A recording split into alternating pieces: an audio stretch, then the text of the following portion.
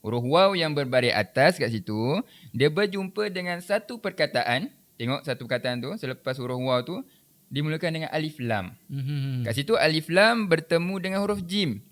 Atas huruf lam pula ada tanda sukun. Ingat lagi tak tips yang lepas kita telah bincangkan?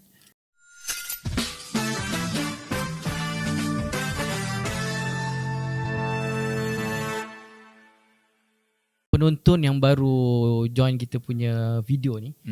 Jadi saya rasa eloklah kalau Ustaz terangkan tips dia. Kalau yang dah selalu tengok tu mungkin jadi sebagai revise. Ya, betul. Okey, baik. Kita teruskanlah ya. Untuk satu perkataan yang dimulakan dengan alif lam. Kita tengok atas huruf lam tu. Kalau dia ada tanda sukun, bermakna dia adalah bacaan alif lam qamariyah. Manakala apabila satu perkataan dimulakan dengan alif lam, atas huruf lam tu tak ada sukun, kosong atas huruf lam.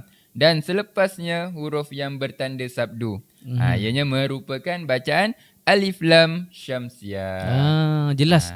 Maksudnya di atas huruf lam tu tadi Ustaz, bila ada tanda sukun je, alif lam qamariyah. Betul. Ingat penonton semua, boleh take note kat sini, boleh ambil nota ataupun boleh screenshot. Saya ada sediakan ayat Al-Quran kat bawah ni, saya ada arrow lagi. Boleh screenshot. Itu alif lam qamariyah.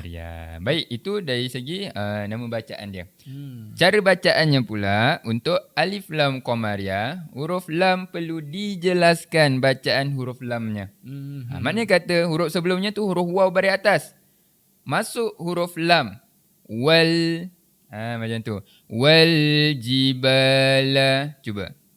Wal jibala. Baik, satu lagi peringatan penting ya dekat sini untuk huruf lam, jangan sampai ada lantunan. Sebab huruf lam ni dia tidak bersifat qalqalah. Maka jangan dilantunkan. Jangan baca wal jibala.